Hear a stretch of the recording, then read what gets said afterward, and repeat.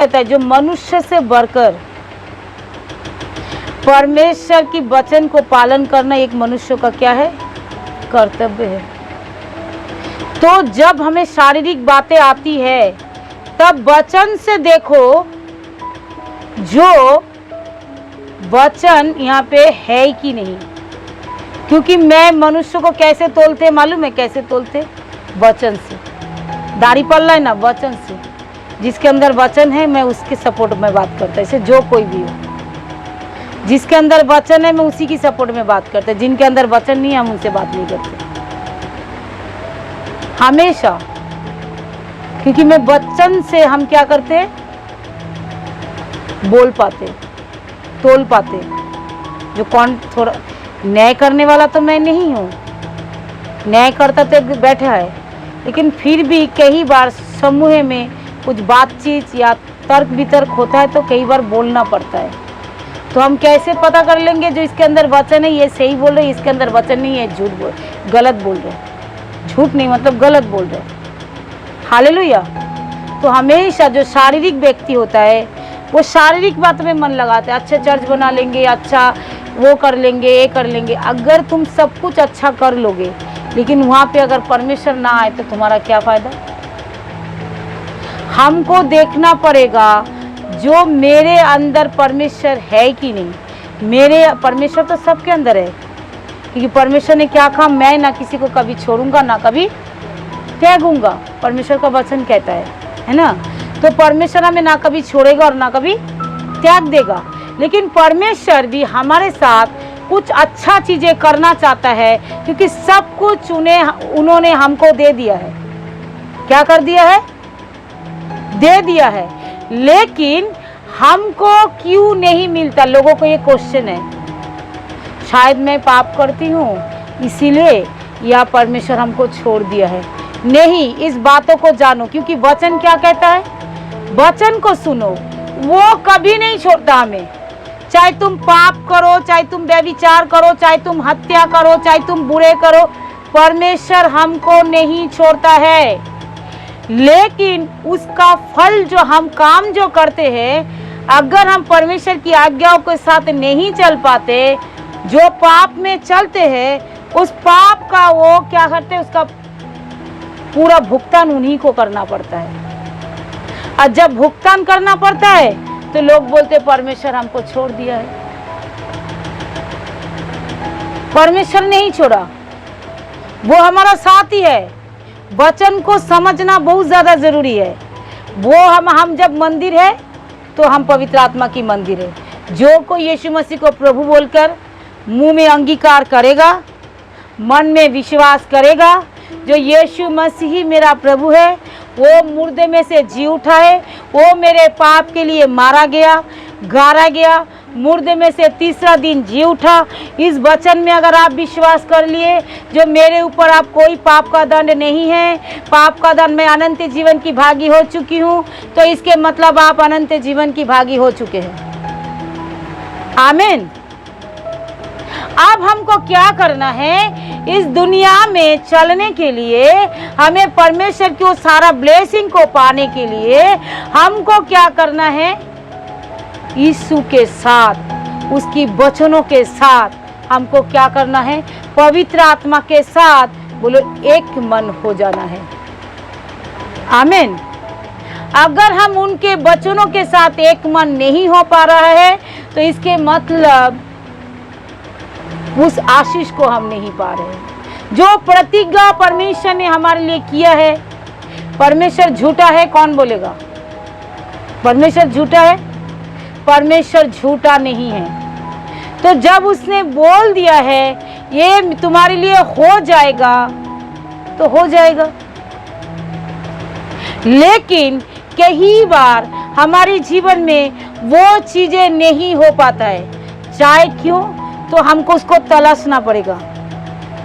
जब तक पानी नहीं मिलता तब तक कुआं खोदा ही जाता है ना, खोदते ही रहता है, खोदते चाहे कितने भी नीचे पानी हो, खोदते खोदते एक टाइम आता है पानी दिखाई देता है। हालेलुया।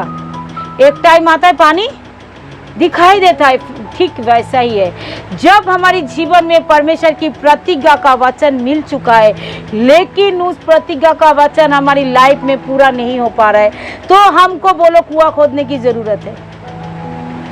मतलब उस वचन की तलाशने की जरूरत है, जो कौन सी जगह से मेरा कौन सी बाधाएं आ रही है, जो हमारी लाइफ में ब्लेसिंग नहीं आ रहा है। कौन सी जगह से, कौन सी जगह में, कौन सी मेरा रुकावटें है, कौन मुझे इस ब्लेसिंग को लेने में रोक रहा है। पिता ने तो मुझे सब कुछ दे दिया, तो कौन मुझे रोक रहा है। तब तुम जब इस चीज़ को तलाश करने लग जाओगे, जब इस वचन को प्रार्थना में बने रहोगे, जो प्रभु जो आशीषित मुझे लेना है, जो आशीषित आपने आज से 2025 साल पहले दे दिए हैं, तो वो अभी तक तो मेरे पास नहीं पहुंचा। उद्धार तो मुझे मिल गया, छुटकारा तो मुझे मिल गया, लेकिन संसार में लोग जो देखेंगे, दुनिया जो देखेंगे, मेरा आत्मा, मेरा विचार, मेरा मन जो गवाही देंगे, मैं वो ब्लेसिंग चाहता हूँ, वो अभी तक क्यों नहीं मिल रहा है। तो जब आप परमेश्वर के पास आकर ये क्वेश्चन को पूछेंगे, परमेश्वर आपको दिखा देंगे। आमीन। जो बेटा तुझे इस जगह पे गलतियां हो रहा है, तू आत्मिक चीजों के पीछे नहीं चल रहा है, तू शारीरिक पीछे चल रहा है, शरीर की बातों में जो चलेगा उसका क्या होगा। परमेश्वर बोल दिया है, क्या बोला है, उसका मृत्यु होगा। तो तुम इसके मतलब शरीर की बातों पर ही मन लगा रहे हो, इसलिए तुम्हारा सारे बिजनेस में मरा हुआ है, बाल बच्चे मरा हुआ है, शादी का रिश्ता मरा हुआ है, परिवार मरा हुआ है, कामकाज मरा हुआ है। तो क्या मरा हुआ है, इसके मतलब तुम शरीर के पीछे ही चल रहे हो। तो साफ बातें हैं। तो शरीर के पीछे मैं चल रहा हूँ, इसीलिए मेरा सारा काम मरा हुआ है। मैं जिस काम में हाथ लगा रहा हूँ, क्या हो रहा है, मरा हुआ है। मैं कोई अच्छा काम करते जा ना करने, इसको बहुत बड़ा इंपॉर्टेंट वचन है। सुन लो, हम बोलते ना क्यों नहीं देता, यीशु मसीह के पीछे चल रहे, हम दशमांश भी देते, संडे चर्च भी आते, बिल्कुल आते हो, ऑफरिंग भी देते, बिल्कुल करते हो, आराधना भी करते, बिल्कुल करते हो, लेकिन आत्मा से नहीं करते हो। हालेलुया। तुम सब कुछ बिल्कुल करते हो, एक बार परमेश्वर के पास आकर वो सत्य वचनों पे एक बार मनन करके देखो, एक बार उसमें चल के देखो, अपने आप को बड़ी हम्बल, बड़ी नम्रता करके देखो फिर कैसे होता है। कल भी मैंने पढ़ रही थी, यीशु ने कहा है, उनकी शिष्य ने कहा है, हम जो तेरे पीछे बाल को, बच्चे को, परिवार को छोड़कर, सब कुछ छोड़कर जब हम तेरे पीछे हो लिए, तो क्या है, जब हम तेरे पीछे चल रहा है तो हम क्या पाएंगे। यीशु ने मालूम है क्या कहा, जो कोई अपने बाल बच्चे, परिवार, खेत, कुटुंबे, अगर सब कुछ, पत्नी या पर कुछ भी छोड़कर मेरे पीछे हो लेगा, वो उसका प्रतिफल कभी नहीं खोएगा। हालेलुया। कितना बड़ा आशीष है। क्या बोला, वो उसकी प्रतिफल कभी नहीं खोएगा, खोएगा नहीं, कभी नहीं खोएगा।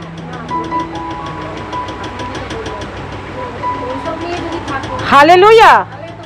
मतलब क्या बोला, अगर तुम मेरी आज्ञा के कारण तुम्हें अपनों को भी छोड़ना पड़े, छोड़ दो, परिवार को भी छोड़ना पड़े, छोड़ दो, बच्चों को भी छोड़ना पड़े, छोड़ दो। लेकिन क्या परमेश्वर कहता है जो तू बच्चों को छोड़ दिया है वो बच्चे को नहीं मिलेगा। परमेश्वर कहता है इसी धरती पे मैं तुझे दूंगा। Praise the Lord. मैं इसी धरती पे तेरे लिए करूंगा। मतलब क्या, मर जाने के बाद मेरे बच्चे अगरबत्ती और धूपकाठी लेकर माँ करके ढूंढेंगे, ऐसा लिखा है।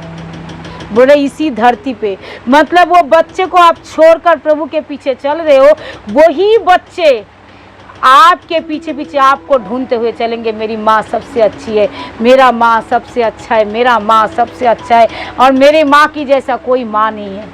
मेरा यीशु का बोलने का मतलब यही था। Praise the Lord. हालेलुया। हम देखेंगे लूका रचित सुसमाचार का 18 का 27 से हम पढ़ रहे हैं, थोड़ा 27 से आप देखो। उसने कहा जो मनुष्य से नहीं हो सकता वह परमेश्वर से हो सकता है। तब पतरस ने कहा, देख हम तो घर बार छोड़कर तेरे पीछे हो लिए। उसने उससे कहा, मैं तुमसे सच कहता हूँ कि ऐसा कोई नहीं जिसने परमेश्वर की राज्य के लिए घर, बच्चे, पत्नी या भाई या माता या पिता या बाल या बच्चे को छोड़ दिया हो और इसी समय में कई गुना अधिक ना पाए और आने वाले युग में अनंत जीवन। देखा? तो आपको लगता है मेरा यीशु झूठ बोला था? लगता है? यीशु आपको बेघर कर देगा, यीशु बिना पति का आपको रख देगा, बिना बच्चे का रख देगा, बिना घर का रख देगा, बिना परिवार का रख देगा? लग रहा है ऐसे? कह रहे इसी युग में, इसी घड़ी, इसी समय तुम 100 गुना, क्या बोल रहे? मत्ती में लिखा है तुम 100 गुना पाओगे। हालेलुया। तुम क्या पाओगे? बोलो 100 गुना। और बाद में तुमको, जब तुम अनंत जीवन की खोज के लिए जब चल रहे हो ना, तो बाद में तुम्हें अनंत जीवन भी मिलेगा। Praise the Lord. मेरा वचन कोई दूसरा था, लेकिन पवित्र आत्मा ने यही दे दिया, तो हम यही को बोल रहे हैं। हालेलुया। तो हमको क्या करना है? हम उसी के सांसारिकता के पीछे हम चलते हैं। कहाँ अच्छा लड़का मिल जाएगा, कहाँ अच्छी लड़की मिल जाएगा, कहाँ अच्छा घर मिल जाएगा, लेकिन हम पहले उसकी राज्य की खोज नहीं करते। अच्छा परिवार मिलने के लिए अच्छा परमेश्वर को भी पहले हमको ढूंढना जरूरी है। आमीन। तो सबसे पहले क्या करना पड़ेगा? उसी की आज्ञाओं को मानो। परमेश्वर ने बोल दिया ना, तुझे मैं कभी छोड़ूंगा, वो नहीं छोड़ेगा। लेकिन संसार में 2 है, एक और भी है। कौन है? वो शैतान, वो इब्लिस, वो दुष्ट आत्मा, जो एक इंसान को डिस्ट्रॉय करता है, एक इंसान को परमेश्वर की हुजूरी से सुला देता है।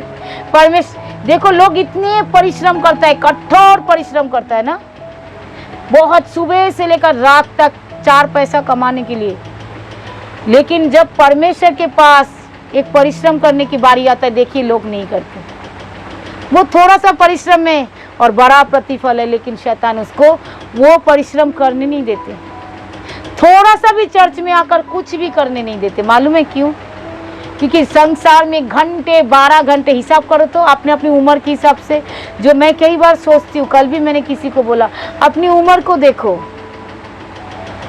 और इतने सालों से तुम संसार में परिश्रम किया, तुमने क्या पाया? कुछ पाया?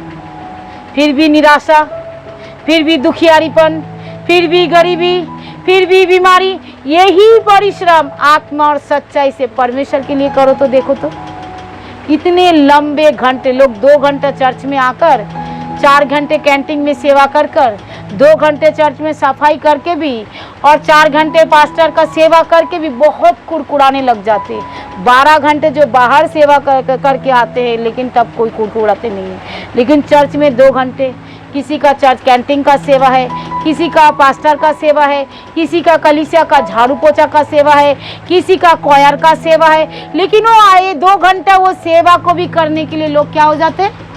विराम ले लेते। कोई सो जाता है, कोई थम जाता है, कोई विश्राम लेता है, कोई घर जाकर कुरकुराता है। रोज संडे को इतना करना पड़ेगा, इतने दूर चर्च में जाना पड़ेगा, इतने घंटे चर्च में जाना पड़ेगा, इतने घंटे आराधना में बैठना पड़ेगा, इतने घंटे ये सब करना पड़ेगा। लेकिन आपको नहीं पता मेरे प्रियो, यहाँ पे क्या लिखा है? किसने कहा? यीशु मसीह ने। 29 से हम देखेंगे, 18 का 29। उसने उससे कहा, मैं तुमसे सच कहता हूँ। मतलब यीशु सत्य बोल रहे हैं, यीशु झूठ नहीं बोल रहे। फिर भी वो बोल रहे सच कहता हूँ, मतलब 100% ये होकर ही रहेगा। परमेश्वर का सारा वचन सत्य है और वो होकर ही रहेगा। बोले मैं तुमसे सच कहता हूँ कि ऐसा कोई भी नहीं, कोई नहीं, कोई नहीं, बोल रहे कोई नहीं, जिसने परमेश्वर की राज्य के लिए, किसके लिए? राज्य का क्या है? बोले जो हम जो बैठे, बोलो राज्य में बैठे। ये जो कलीसिया है ना, ये परमेश्वर की राज्य के लिए।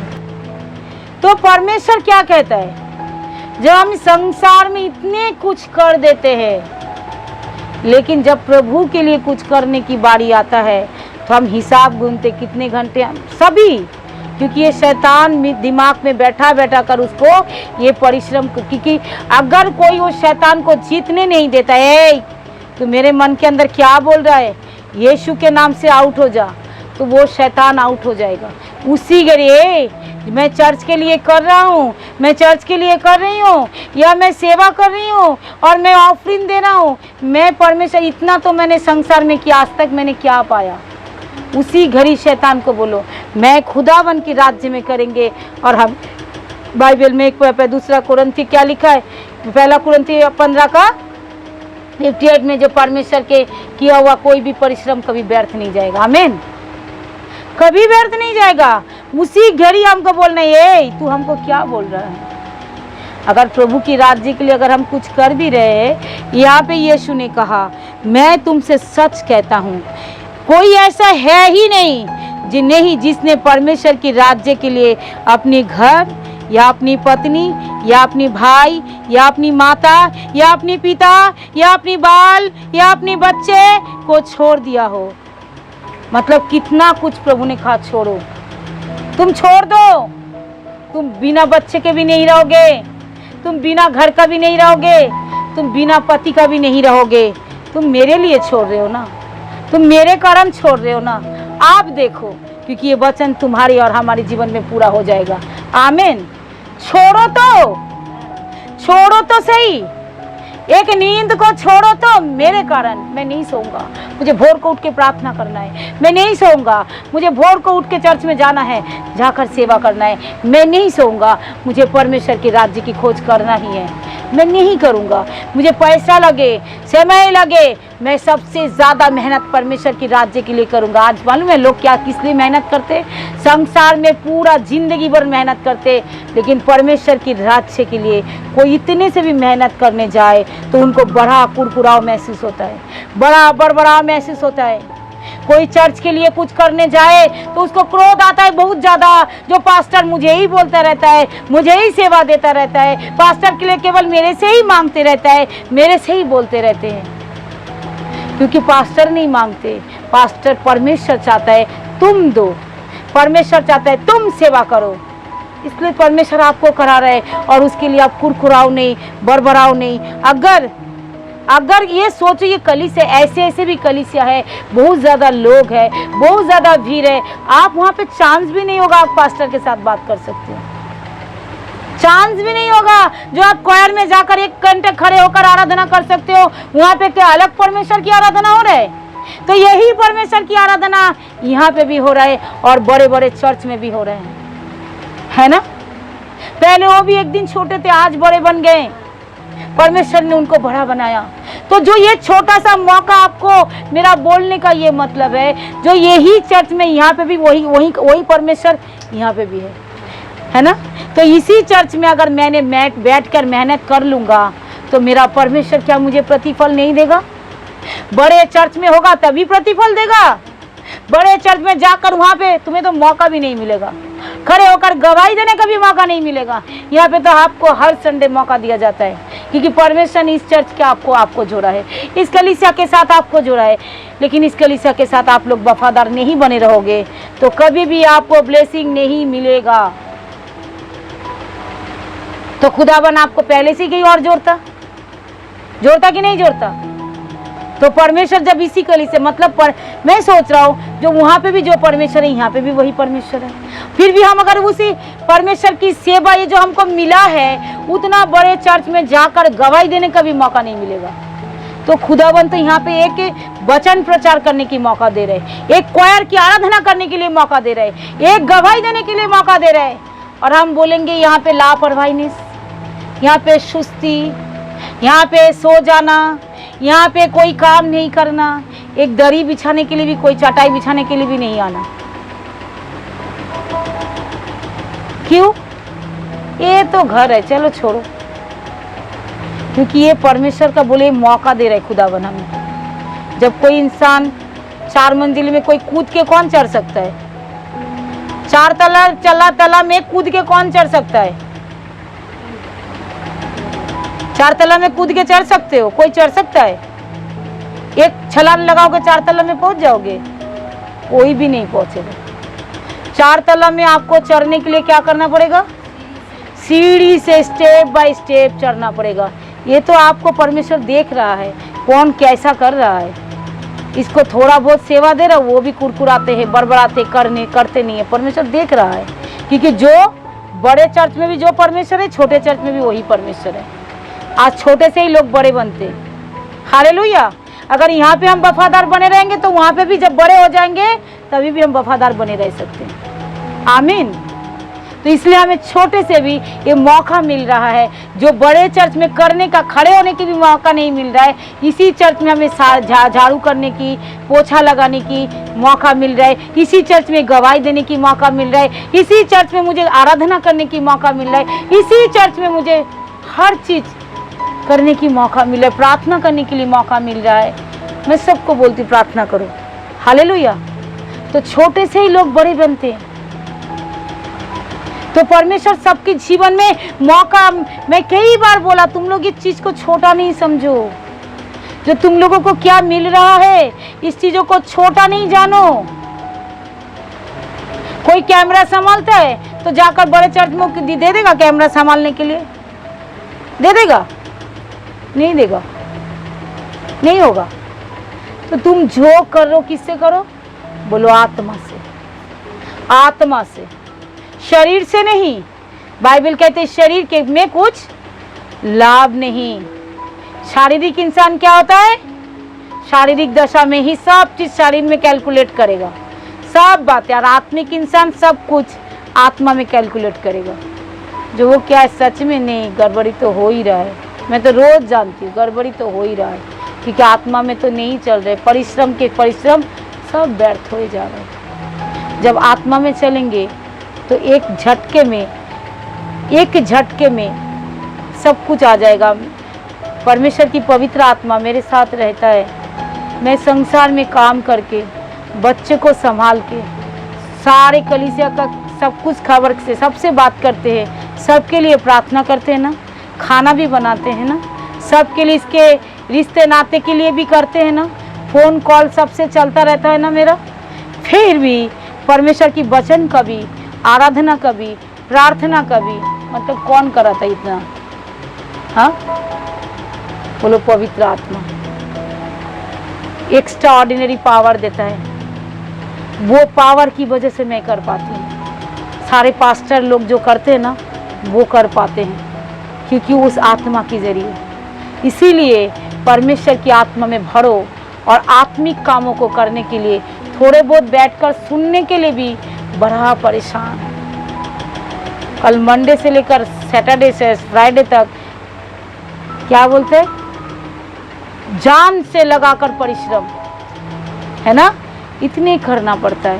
लेकिन परमेश्वर की राज्य में 2 घंटा देने में आधा घंटा सो के जाता है, आधे घंटा विचार में जाता है, आधे घंटा कुरकुरा में जाता है, और चर्च में आकर भी आधे घंटा लड़ाई में लगा देते। कितना गलत बात है ना।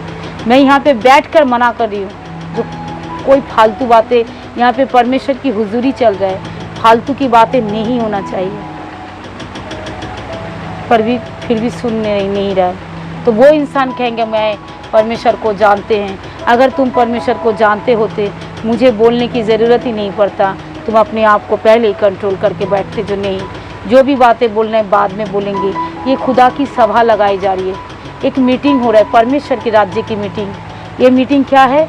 जैसे एक बड़े बड़े पार्लियामेंट में मीटिंग होता है ना, जब प्रधानमंत्री लोगों को, मुख्यमंत्री लोगों को, बड़े बड़े उसमें भी मीटिंग होते हैं ना, है ना, क्या बोलते हैं, हर जगह पे, है ना, काउंसिलर की मीटिंग होते हैं, हर जगह पे पुलिस वाले लोगों की भी मीटिंग होते हैं। तो क्या यहाँ पे जाकर उल्टे सीधे बातें लोग बोल पाते? जब शारीरिक मीटिंग में जब तुम उल्टे लोग सीधे बोल नहीं पाते हो, तो जब परमेश्वर की राज्य, पूरी सृष्टि की, कायनात की मालिक जो हमारे लिए बनाया गया है, और उसकी मीटिंग में हम क्या है, फालतू की बकवास करके बैठते, फालतू के सोच में लेकर बैठते। वो चुप है इसलिए, बाइबल कहती मैं इसीलिए चुप हूँ, क्योंकि उस अनुग्रह के कारण, उस दया के कारण। जैसे तुम्हारा 1 सेकंड में क्रोध जलक भड़क उठते, तुरंत फैसला लेकर फटाफट मारते, फटाफट बोल देते ना, तो परमेश्वर का क्रोध इस तरीके से भड़क उठे, तुरंत उठे, तुरंत गर्दन को मटके और निकल दे, जो चल भाग यहाँ से, तुझे तेरे जैसे लोग, परमेश्वर ऐसा है ही नहीं। इसलिए हम उसका ऐसा ना करें, हम उसके साथ ऐसा ना करें।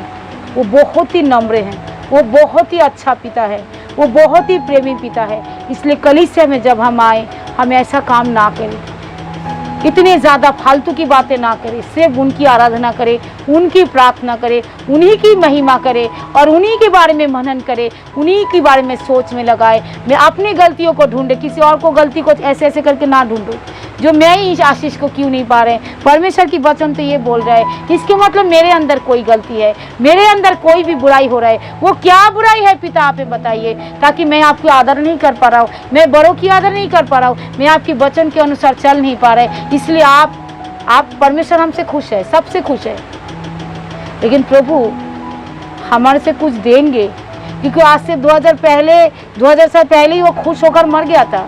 वो हमारे लिए प्रेम करके अपने आप को दे दिया था,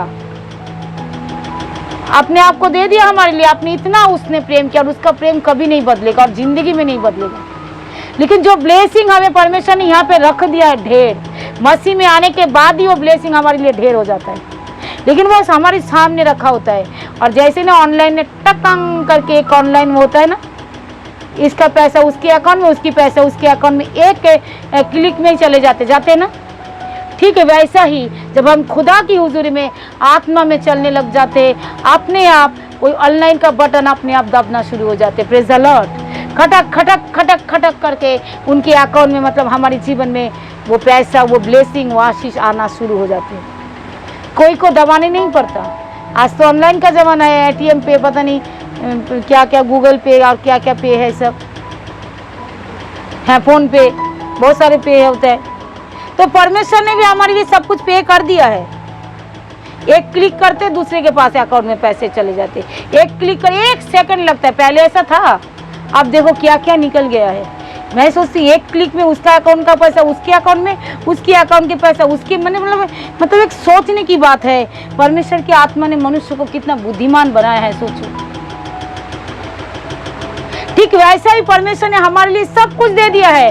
बस जैसे ही हम आज्ञाओं को पालन करने लग जाते, जैसे उसकी वचन के अनुसार चलने लग जाते, तुरंत क्लिक अपने आप होना शुरू हो जाता है, अपने आप क्लिक होना शुरू हो जाता है और हमारे पास आना शुरू हो जाता है। रात दिन मैंने कुछ दिनों से मतलब यही सोच रहे हैं, मैं बोला आपने तो दे ही दिया है, तो हम सब इसीलिए पा जाएंगे जब थोड़ा सा नम्रता, थोड़ा सा दीनता, थोड़ा सा अपने आप को झुकाना। घमंडी लोग कभी परमेश्वर के खुश नहीं कर सकते। बाइबल कहते हैं उसका सामना करता है, परमेश्वर उनका सामना करता है। वो हम्बल और नम्र लोगों से खुश होता है। नम्र हो जाओ। बहस करने से परमेश्वर खुश नहीं होता, चुप रहने से परमेश्वर खुश होता है। लड़ाई करने से परमेश्वर खुश नहीं होता, क्षमा करने में परमेश्वर खुश होता है। तो यही सी आज्ञा को आप मानने लग जाओ। आराम से बैठे रह के चेयर में ऑर्डर देने से परमेश्वर खुश नहीं होता। दूसरे के आगे झुककर उसका पैर धुलाने में परमेश्वर खुश होता है। Praise the Lord. क्योंकि उसने ऐसे ही किया है। ऐसे कमर में हाथ डालकर बड़े बड़े ऑर्डर देंगे, ऐसे परमेश्वर खुश नहीं होता। झुककर तुम्हारे लिए पैर धोंगे, झुककर तुम्हारे लिए खाना बना देंगे, झुककर तुम्हारे लिए अपना सेवा कर देंगे, उससे मेरा पिता खुश हो जाता है। और ऐसे आप लोग करने लग जाओ एक दूसरे के लिए, कलीसिया के लिए, फिर देखो वो अकाउंट में क्लिक होने में टाइम नहीं लगेगा। मैं गारंटी के साथ आपको बोल दूंगी, क्लिक होना शुरू हो जाएगा। कैसे जाना? क्योंकि मेरा पिता का वचन कभी झूठ नहीं है। कोई अगर मेरे कारण, क्या बोल रहे हैं, मेरे कारण, यीशु ने कहा मैं तुमसे सच कहता हूँ, ऐसा कोई भी नहीं है जिसने परमेश्वर के राज्य के लिए अपने परिवार, कुछ भी आप छोड़ रहे हो, अपनी अहम को भी मार रहे हो, अपनी घमंड को भी मार रहे हो, उसके भी प्रतिफल आप नहीं खोगे। आमीन। अपनी घमंड को भी मार के देखो परमेश्वर की राज्य के लिए, वो उसकी प्रतिफल नहीं खोएगा। यहाँ पे परमेश्वर लूका रची, मत्ती रची, सब हर जगह में लिखा है। 18 का उसमें क्या है, 29 में लिखा है। हर जगह में पढ़िए, कह रहे वो नहीं खोएगा। और हम थोड़ा सा झुकने के लिए बड़ा गुस्सा आता है, क्यों बोलेगा वो मुझे ऐसा? अरे बोल रहा है, मैं तो क्लिक हो जाएगा ना, मेरे बटन में तो पैसा आना शुरू हो जाएगा ना, मेरे पास ब्लेसिंग आना शुरू हो जाएगा। तू बोलकर जीत जा, मैं झुक जाऊं। तू बोलकर जीत जा, मैं झुक जाऊं। तुम कुछ भी बोल दो मुझे अपने आप को नम्र कर कर परमेश्वर की वचन को पालन करो, ताकि ब्लेसिंग देखो कैसे आता है। आएंगे ही आएंगे, प्रेज द लॉर्ड, हालेलुया। कोई हमारा और आपके ब्लेसिंग को रोक नहीं पाएगा। जो इस वचन को मानकर चलेगा, कोई परमेश्वर की राज्य में कोई छोटा नहीं, वो बड़ा, दुनिया की नज़र में भी और परमेश्वर की राज्य में भी वो बड़ा होता जाएगा, क्योंकि आप दूसरे के आगे झुक रहे हो। आप परमेश्वर की वचन को मानते हुए भी आप परमेश्वर की राज्य के लिए अपने आप को सब कुछ देने के लिए रेडी हो जाते हो। करके देखो ना, 2 घंटे की जगह 4 घंटे आकर सेवा करो, 2 घंटे की जगह 4 घंटे परमेश्वर के राज्य के लिए कुछ ना कुछ जो मौका मिल रहा है, ये कलीसिया में जो मौका आपको कोई और कलीसिया जब मिलेगा, बड़ा चर्च होगा, तब जाकर झाड़ू पोछा करेंगे। नहीं मेरे प्रिय, चर्च जब अभी से हो गया है तो अभी से आपको करना पड़ेगा। जब बड़ा कुछ होगा तब जाकर प्रार्थना करेंगे। परमेश्वर करे, जब तू अभी से नहीं सुधरा तो बड़ा में तक तू पहुंच नहीं पाएगा। कनान में आपको मालूम है वो भी नहीं पहुंचा था, मूसा भी नहीं पहुंचा, क्योंकि मूसा क्या अच्छा था, सबसे ज्यादा मनुष्य में सबसे बहुत ही अच्छा था। वो परमेश्वर की बहुत ही ज्यादा प्रेमी था, वो बहुत ही ज्यादा परमेश्वर उनसे प्रसन्न थे, फिर भी वो कानान तक नहीं पहुंचा। क्यों? क्योंकि एक आज्ञा उल्लंघन करने के बाद, हम सोचो मेरे प्रियो, कितनी आज्ञा उल्लंघन करते, कितने आज्ञा, लेकिन परमेश्वर फिर भी हमसे इतना प्यार करता है। और वो चाहता है जो पूरा, जैसे मैंने तुझे ढेर सारे आशीष को दे दिया है, वो आशीष तेरे अकाउंट में ट्रांसफर हो, तेरी जिंदगी में, तेरे लाइफ में ट्रांसफर हो, जैसे मेरे वचन में लिखा हो। बस तू ऐसा करते चले जा। अब आगे जाके देख तेरे साथ क्या होता है, आगे जाके देख तेरे साथ क्या होता है। हम बोलेंगे नहीं प्रभु, इतने ज़्यादा वचन आप करके तो देखो, एक नम्र बन के ही देखो। नम्रता सबसे बड़ा है। एक नम्र बन कर देखो। कोई कुछ बोल रहे मत जवाब दो, कोई लड़ रहे मत बोलो। ईंट की जवाब पत्थर में ना दो, प्रेम पे दो, क्षमा में दो। आमीन। पहले हम बोलते ईंट की जवाब पत्थर में, संसार के लोग बोलते, हम भी बोलते थे। अब हम कह रहे परमेश्वर के राज्य में हम पहुंच गए। अब कह रहे ईंट की जवाब किससे दो? क्षमा में दो। ईंट की जवाब किससे दो? प्रेम में दो। अब देखो कैसा होगा आपकी लाइफ, क्योंकि वो मैं ऐसे करूंगी तो मेरा क्या, आपको मैं बोल रहा हूँ। यहाँ पे क्या पतरस ने उनसे पूछा, जो मैं तेरे पीछे हो लिए तो क्या होगा? उसने कहा मैं तुमको सच कह रहा हूँ, यहाँ पे उनको के ही गुना और स्वर्ग में अनंत जीवन कोई नहीं रोक सकता। के ही गुना मतलब समझ रहे, परमेश्वर का गुना भाग तो कैलकुलेशन भी फेल है, तो कितना वो देंगे, कैलकुलेशन में भी फेल है। कैलकुलेट भी इतना नहीं कर, गिनती में भी इतना नहीं कर सकता। के ही गुना बोला उन्होंने, तो कितना हो सकता है? तो आज से खुदावन के राज्य के लिए तैयार होना शुरू हो जाओ। आमीन। परमेश्वर इस वचन के लिए हम सबको आशीष दे। अगर प्रभु ने आपसे बातचीत किया है तो यीशु के नाम से खुदावन हम सबको आशीष दे पिता। बाद में भी जो सुने उनके जीवन में भी वो आशीषित आए। आपने सुना है पिता, धन्यवाद यीशु के नाम से। आमीन।